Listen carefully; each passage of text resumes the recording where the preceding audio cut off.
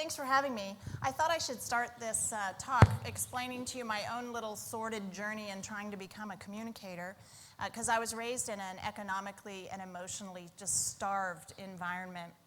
And I didn't even talk till I was 4 years old. They actually thought something might be wrong with me developmentally. And then when I was in about the 4th grade, I went away to camp for the first time and was abused. It wasn't the first time I was abused, it was just the most aggressive. And my mom married each other, separated, married, separated, divorced, and then remarried each other.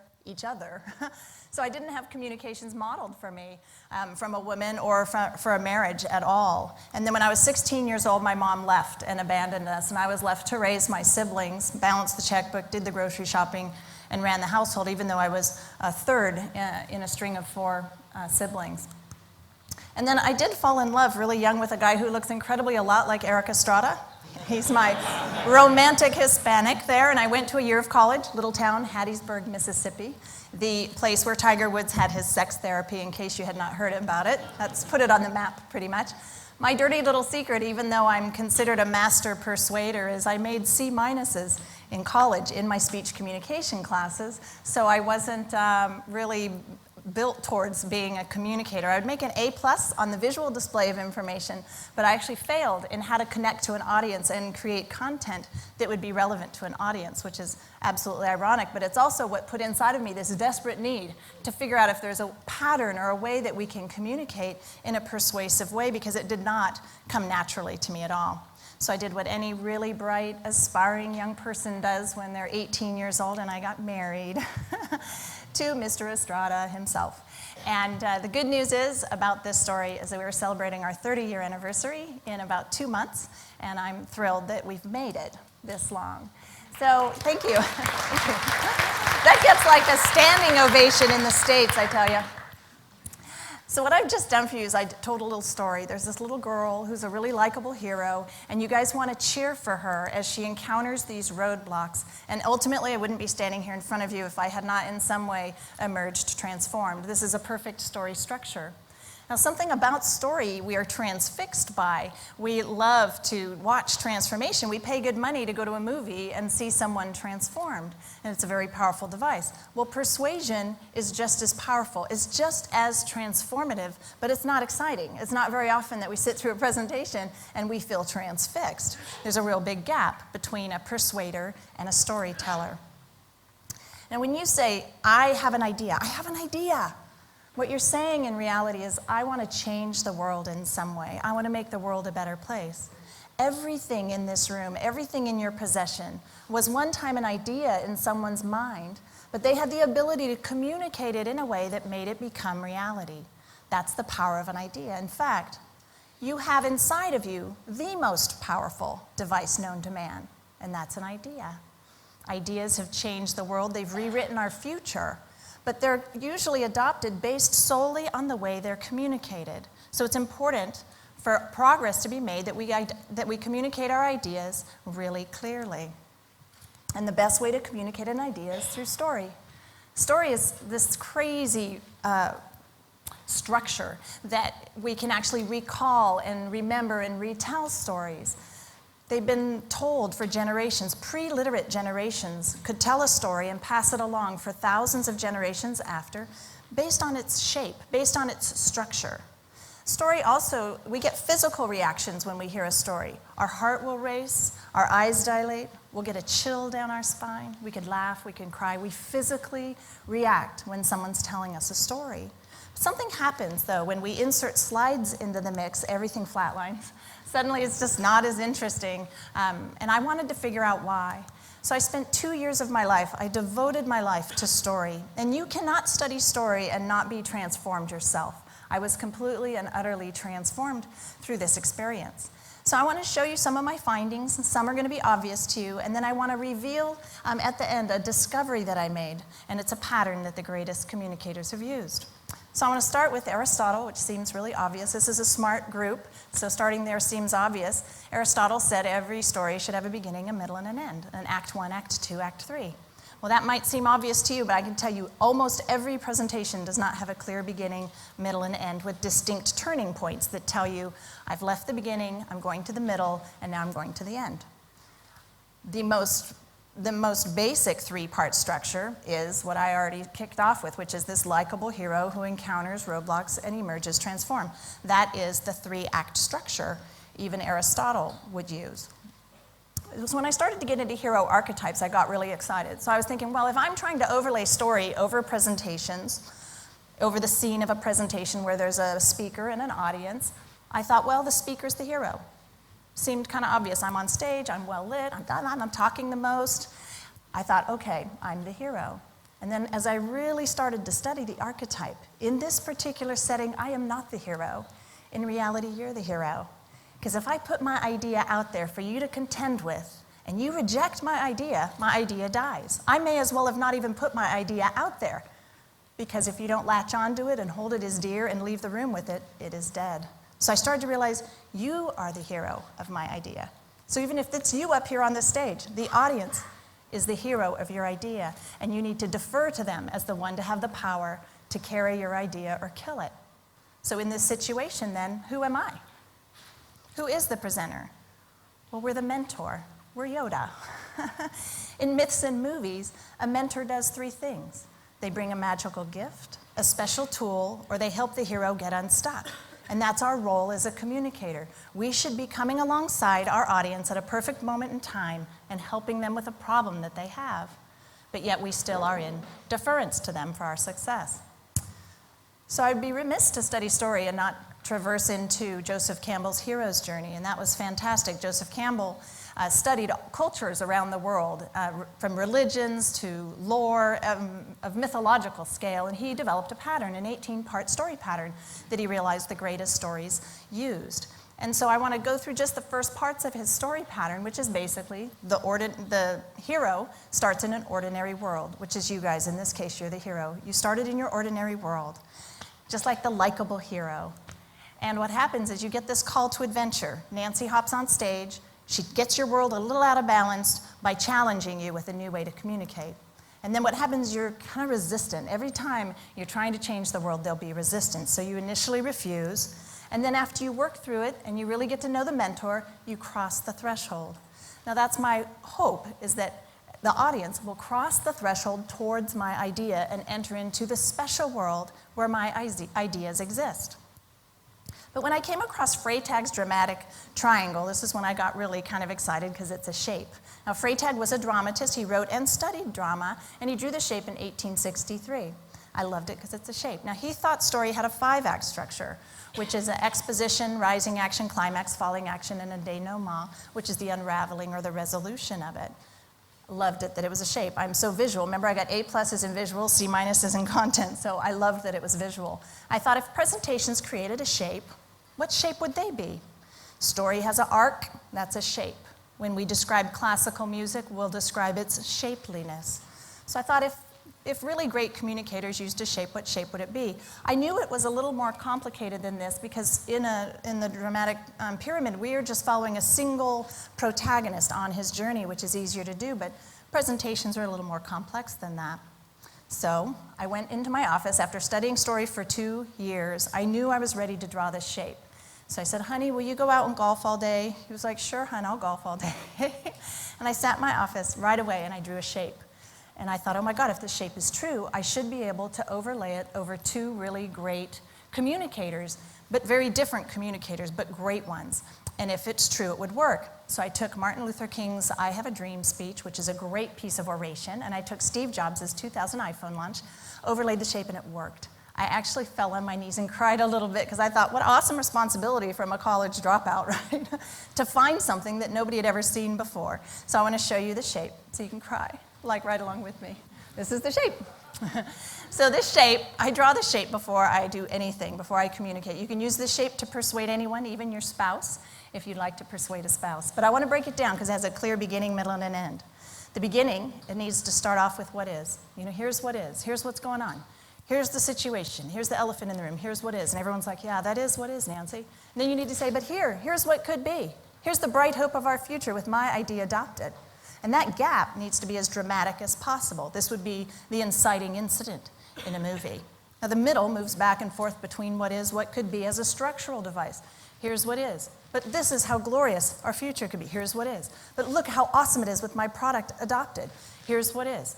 Here's what could be. And what you're doing is you're making what could be so alluring and so amazing that it makes the status quo of what is just not desirable anymore. I love that the middle traverse back and forth reminded me of sailing, because on the way to change the world, people will resist. And I liken that to wind resistance. When you're sailing against the wind, you have to tack back and forth, but you have to capture the wind.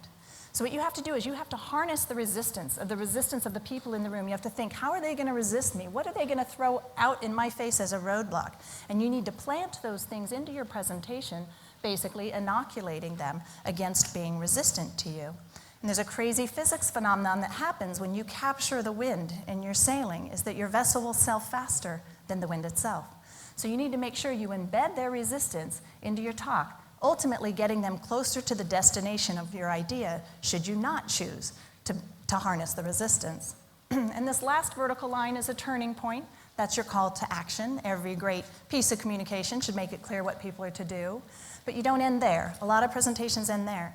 What you need to do is you need to add the new bliss. The last thing you say is you need to describe how utopian the world is going to be with your idea adopted. This is the glorious state the world is going to be if you do what I'm asking you to do. Principle of recency says people will remember the last thing that you said the most. So you want to make the last thing you say the most potent.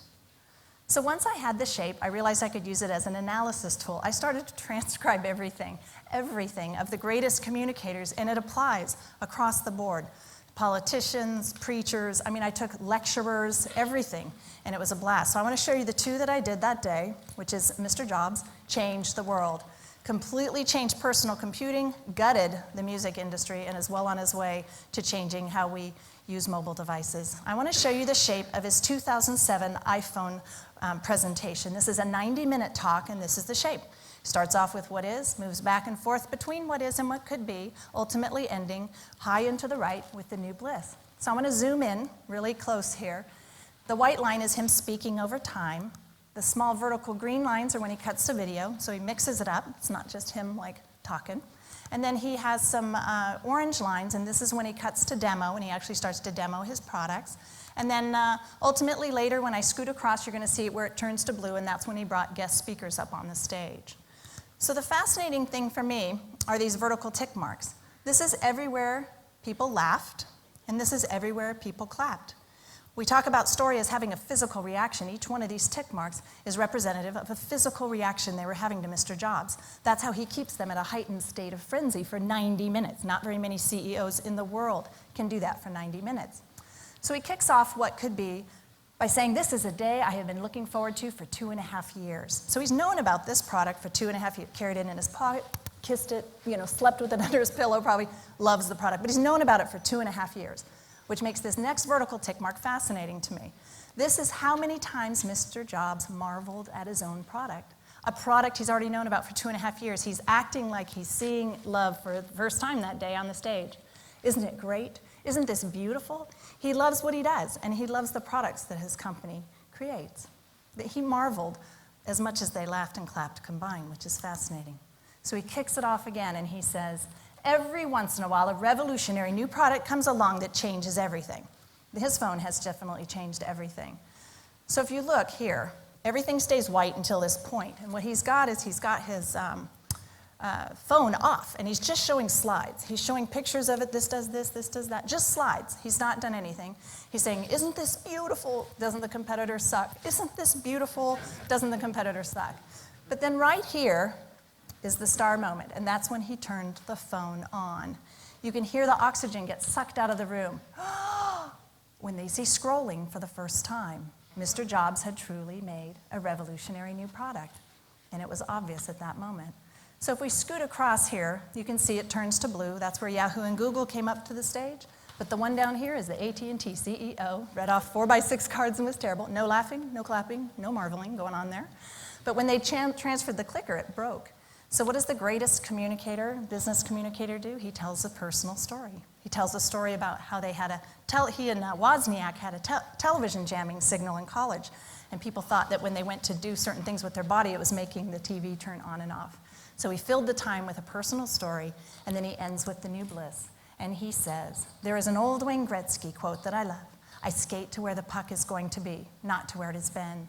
We've always tried to do that at Apple since the very, very beginning, and we always will. Have a McAfee scan right there, huh? Can you guys see that? And we always will. We've done that at Apple since the very, very beginning, and we always will. What he's done is he's promising that in the future, Apple will continue to make revolutionary new products. It's a promise to us, which is fantastic. So now I want to talk about Martin Luther King. He was amazing. Dr. King was a preacher, a Southern Baptist preacher, and he led the civil rights movement in the 60s. Now what's amazing is when his speech was broadcast, it was the first time that we had actually heard the sound of a Southern Baptist preacher broadcast nationally. He has these dramatic pauses and a rhythm and a cadence to the way he talks. This is the shape of his very famous I Have a Dream speech. See, it starts off with what is, moves back and forth between what is and what could be, ultimately ending with the new bliss. So this time I'm going to stretch this one out long because I want to actually show you the transcript of his speech. I know you can't read it, but I want you to see the shape of it. Because what I've done is I put a line break everywhere he took a long, dramatic pause. So he'd do a burst of content, take a long pause, another burst of content. It looks a lot more like poetry or prose here. It doesn't look like the way you would picture a teleprompted speech to look at all. He wasn't teleprompted, but you wouldn't picture a speech that you've written recently to look like this with this many pauses. So I want to cover up his text here with some gray bars and use it as an information device because he used a lot of beautiful rhetorical devices. Everywhere that you see blue, he used repetition. This is the actual rhetorical device of repetition. Say it once, say it twice, and say a third time to create a sense of emphasis. Then everything here that's pink were metaphorical and visual words. If he'd had slides that day, this speech probably wouldn't be beautiful because he used his words to paint an entire scene, and he used metaphors that were relevant to the audience that day. And then there's bursts of green, which are scriptures and literature, and there's a lot more at the end that I'll talk about in a minute. And then he also used political reference. He used the Constitution, Declaration of Independence. He's standing on the mall in front of the Lincoln Memorial, and he's delivering this message in front of the politicians that day, so he needed to smack them around a little bit and remind them of the promises made that were broken. So what I want to show you is at the very end of what is. So you go along at the very end, he uses a metaphor, and he says, America has given the Negro people a bad check, a check which has come back marked insufficient funds. That's like a call. It's a metaphor. We know what it's like not to have money in our bank, and it's a bad thing. The response to that was, so we have come to cash this check, a check that will give us upon demand the riches of freedom and the security of justice. The first time at the end of what is was the first time they clapped really loud. When he did this response, they were roaring loud. It resonated with them. So if we scoot across, you see the frequency of the form get tighter here, and this is the famous I have a dream. I have a dream. When we move back and forth between what is and what could be at the phrase level, it becomes really powerful and the most beloved parts of a lot of our speeches. So he says, I have a dream. I have a dream. And his first response to I have a dream was a political reference, which is significant. I have a dream that one day this nation will rise up and live up the meaning of its creed, that we hold these truths as self-evident, that all men are created equal. He moves back and forth between I have a dream that one day, I have a dream that one day. And then he reaches his climactic ending with a lot of green. You can see here there's a lot of green and a lot of blue. Green was spiritual hymns and songs and scriptures. He used a lot of them. The first one is the book of Isaiah, where basically he was telling him, if we do this, we will be fulfilling scripture. Well, who wouldn't want that, right? And then he repeats. The second batch of green is a patriotic song. My country, 'tis of thee, sweet land of liberty, of thee I sing.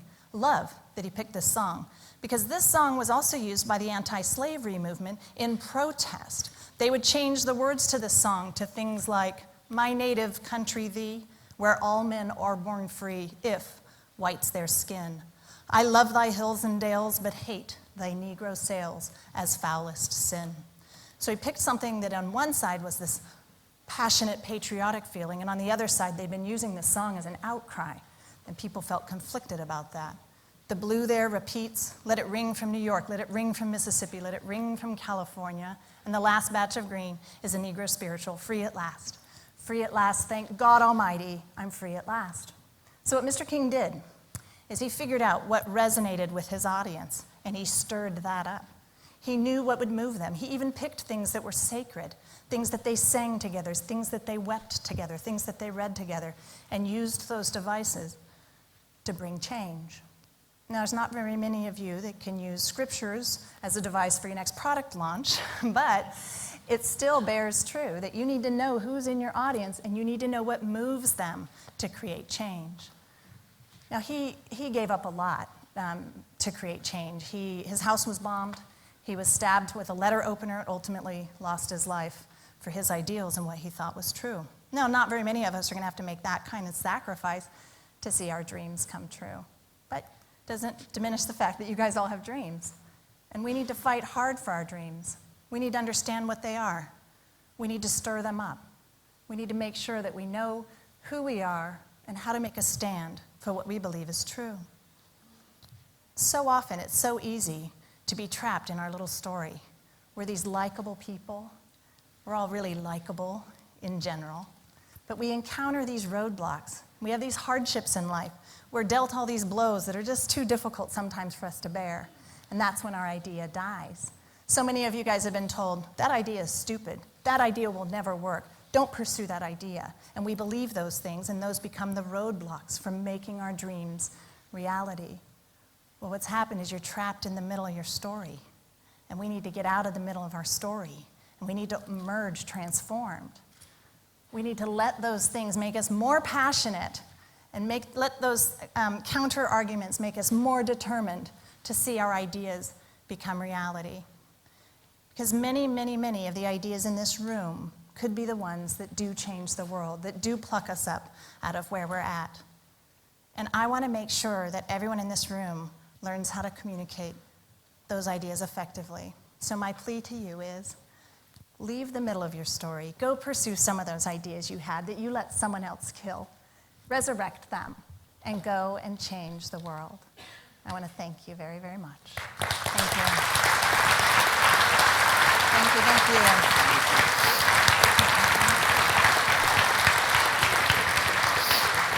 Thank you. I can give you 3 minutes back. Yeah. I mean, obviously, I remember reading from your bio that you and your firm have done something like 250,000 presentations. Yeah. Is that right? Yeah. So you must see some patterns that arise timely, and is it primarily with tech companies? Would you say? That our work is with, or that the problems are with? That your work is with. Yeah. I would say about 70% are tech. Of it. Mm-hmm. Yeah. Okay. Yeah. And I just want. I mean, what's the kind of classic error that people, is there the first thing that is every see time and again? Yeah, I think the biggest problem is that we're so concerned about getting our own information before you present. You're just obsessing. Like the first slide is about us. You know, we're this big, we have this many global locations, us. And we forget that it's really about them. And I think that if you start first by taking a walk in their shoes, understanding what they're going through, understanding what moves them, it changes your mindset, and it actually changes your content too. So I think they're pretty self-focused. All right, okay, cool. So think about the audience. This is perhaps a very tactical question, but PowerPoint versus Keynote versus Prezi. Any opinions there? I have strong opinions. Yes, I'm sure you do. Yeah. I use PowerPoint personally because it's more pervasive. So if your objective is to be able to spread your ideas and let people chop them up and insert them, you should use PowerPoint. PowerPoint doesn't handle media as well as Keynote. You can think about Keynote, you can drag any media in it and it just plays. So if it's primary that you need a lot of media to display, then you would use Keynote. Prezi is new. Prezi is this great big surface that you can put content on, and you can zoom and zoom out and fly. You can spin. I don't know why people need to spin during a presentation. I get sick, so if I know it's Prezi, maybe I do to cover have up to the lack of story. That's what it is, to distract you. Yeah. Yeah, they came up with a couple transitions PowerPoint didn't have, and everyone's going, and it's really cheap. So. So if you need cheap and twirly, you can go there. That sounds like a ringing recommendation, really. Listen, thank you very much. You. Okay, Thanks great for to see having you. me. Cheers. Thank you. Okay.